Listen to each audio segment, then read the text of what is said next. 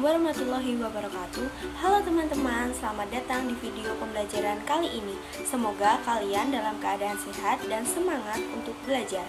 Dalam kesempatan kali ini kita akan belajar materi elemen pengelolaan keuangan sederhana, bab transaksi kas dan non-kas. Apa sih manfaat kita mempelajari transaksi kas dan non-kas? Mempelajari materi transaksi kas dan non-kas membantu kita memahami cara mencatat dan mengelola berbagai jenis transaksi keuangan dengan benar. Pengetahuan ini juga memastikan keuangan tercatat rapi, baik untuk uang tunai maupun transaksi non-kas seperti kredit. Dengan memahami transaksi ini, kita bisa lebih mudah memantau arus kas, menghindari kesalahan pencatatan, dan menjaga keuangan kita tetap transparan. Materi ini juga penting untuk pengambilan keputusan finansial yang lebih tepat, baik dalam kehidupan pribadi maupun bisnis. Yuk kita simak penjelasannya. Transaksi merupakan segala kegiatan yang dilakukan oleh perusahaan di mana hal ini dapat diukur dengan uang, sehingga berdampak pada posisi keuangan perusahaan tersebut. Tentunya dalam kegiatan ini memerlukan alat bukti. Adapun alat bukti memiliki kegunaan untuk memastikan keabsahan transaksi yang dicatat, sehingga kita di kemudian hari apabila terjadi masalah dapat dilakukan pengecekan dari bukti transaksi yang ada. Bukti transaksi terbagi menjadi dua, yaitu bukti transaksi dari dalam dan dari luar, di mana bukti yang dari luar lebih kuat apabila dibandingkan bukti transaksi yang dari dalam. Kemudian tujuan pembelajaran kali ini yaitu yang pertama memahami transaksi penerimaan kas dan non-kas, yang kedua yaitu memahami bagian kas dan non-kas. Memahami transaksi kas dan non-kas. Menurut Sulistiawan, kas merupakan alat pembayaran berupa mata uang yang terdiri atas uang kertas, uang logam, dan simpanan yang ada di bank atau tempat selain bank yang setiap saat bisa diambil agar bisa digunakan untuk bertransaksi baik berupa mata uang asing maupun uang lokal. Adapun kas terbagi menjadi dua, yaitu kas debit dan juga kas kredit, di mana kas debit adalah transaksi penerimaan kas secara tunai melalui kas di tangan, baik dari penerimaan, pelunasan pembayaran anggota, penerimaan pinjaman secara tunai, pelunasan pembiayaan karyawan, penerimaan potongan denda, atau penambahan modal secara tunai dari pemilik. Sedangkan kas kredit adalah transaksi pengeluaran kas lewat kas di tangan, baik itu pembayaran biaya-biaya secara tunai, pelunasan hutang, dan pembayaran tunai lainnya. Non-kas adalah transaksi yang tidak melibatkan adanya uang kas. Bentuk non-kas dapat berupa barang ataupun berupa perhitungan yang menyangkut penambahan maupun pengurangan baik aset maupun perubahan posisi dalam pos-pos tertentu. Contoh non-kas antara lain berupa pembelian barang atau peralatan kantor secara kredit, sumbangan atau hibah, dan sejenisnya dalam bentuk barang. Non-kas berupa perhitungan perubahan posisi pos-pos tertentu seperti perhitungan penyusutan aktiva tetap pada akhir tahun, perhitungan penyisihan piutang, perhitungan pembagian SHU sesuai keputusan rapat anggota, dan lain-lain. Pada umumnya, baik transaksi kas ataupun non-kas dikelola oleh seorang kasir yang memiliki tugas mengelola uang masuk dan uang keluar, serta bertanggung jawab untuk membuat atau mencatat dan melaporkan semua transaksi kas yang terjadi di KSP atau USP koperasi. Jenis transaksi kas dan non-kas. Transaksi penerimaan. Penerimaan kas adalah transaksi penerimaan uang secara tunai yang menyebabkan bertambahnya aset perusahaan berupa kas. Adapun sumber penerimaan yang utama di sebuah usaha diantaranya seperti 1. Penjualan produk secara tunai. 2. Modal yang ditanamkan atau diinvestasikan oleh pemilik usaha. 3. Piutang yang sudah dibayar secara tunai. 4. Penjualan aset secara cash. 5. Penerimaan sewa, dividen ataupun bunga. 6. Pencairan tunai dari bank, perorangan ataupun lembaga keuangan lainnya. Sedangkan dokumen transaksi penerimaan kas yang dibutuhkan antara lain 1. Surat pemberitahuan dari debitur sebagai bukti pendukung yang berasal dari penerimaan piutang.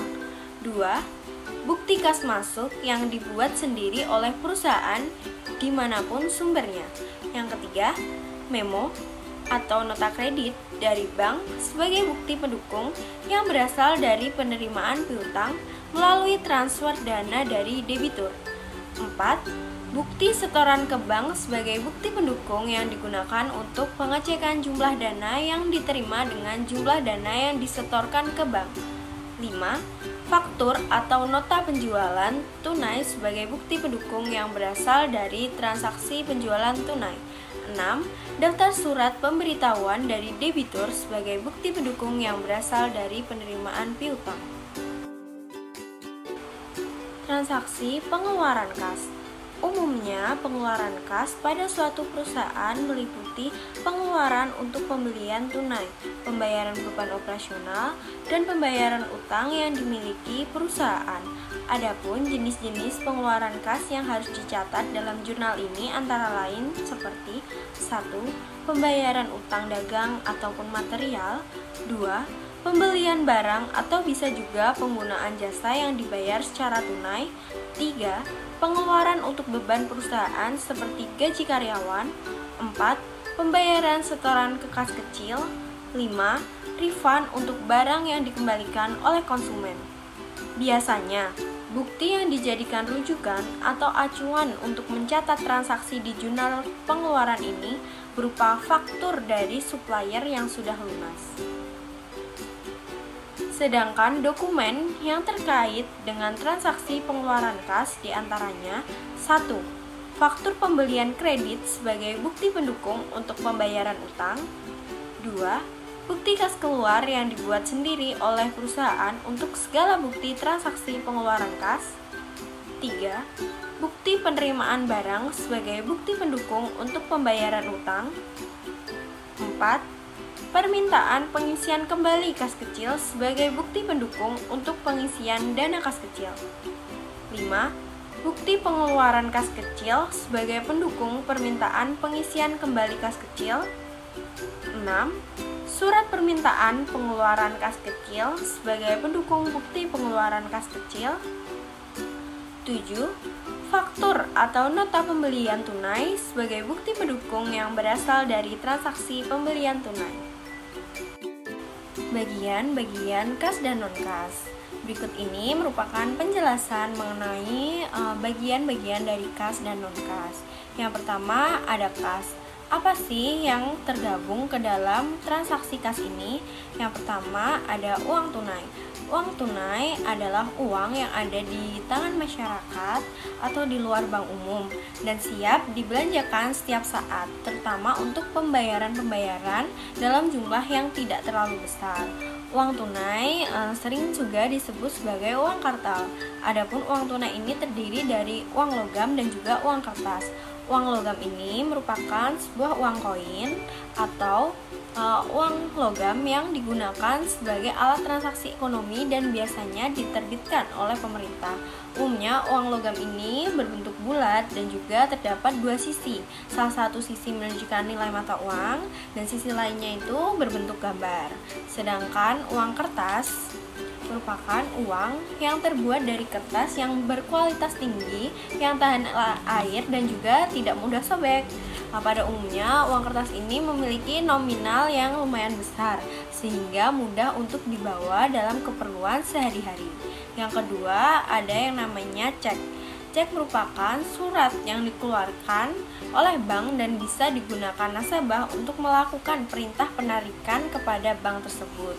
Jumlah uang yang bisa ditarik dari bank dengan menggunakan cek bergantung kepada jumlah nominal uang yang tertulis atau tertera dalam cek. Pengaturan cek telah diatur dalam pasal 178 sampai dengan 229 KUH Dagang. Dalam praktiknya, jenis cek yang berlaku di Indonesia ini sangat beragam. Tahukah kamu apa saja sih jenis-jenis cek?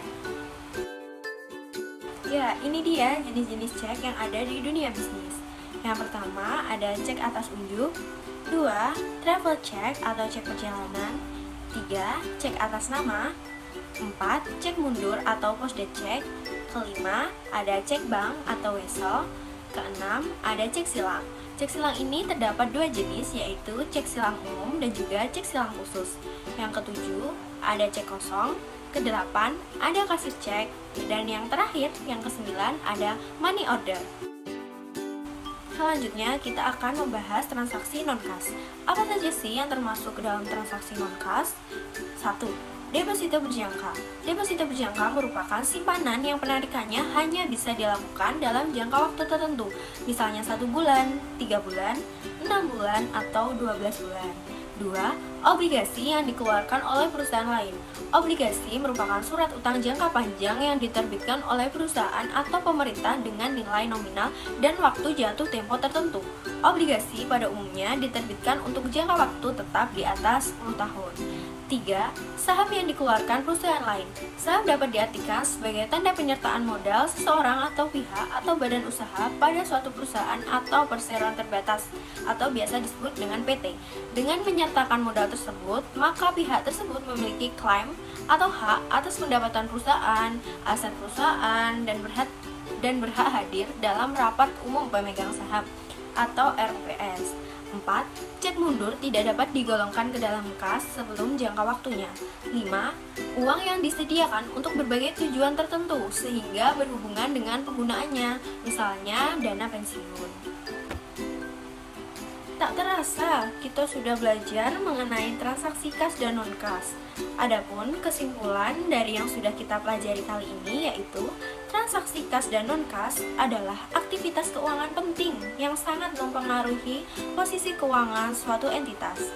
Transaksi kas melibatkan penerimaan dan pengeluaran uang tunai, sementara transaksi non-kas mencakup aktivitas yang tidak melibatkan uang tunai seperti pembelian secara kredit ataupun penyusutan aset. Pemahaman tentang kedua jenis transaksi ini membantu mencatat keuangan dengan benar, memastikan transparansi dan mempermudah pengambilan suatu keputusan. Bukti transaksi baik dari dalam maupun luar diperlukan untuk keabsahan dalam pencatatan. Dengan memahami materi ini, pengelolaan keuangan menjadi lebih terstruktur dan terkontrol. Selanjutnya, apabila ada pertanyaan, akan kita diskusikan di kolom komentar. Saya mengucapkan sampai jumpa di video pembelajaran selanjutnya. Belajar keuangan dengan menyenangkan. Terima kasih dan see you.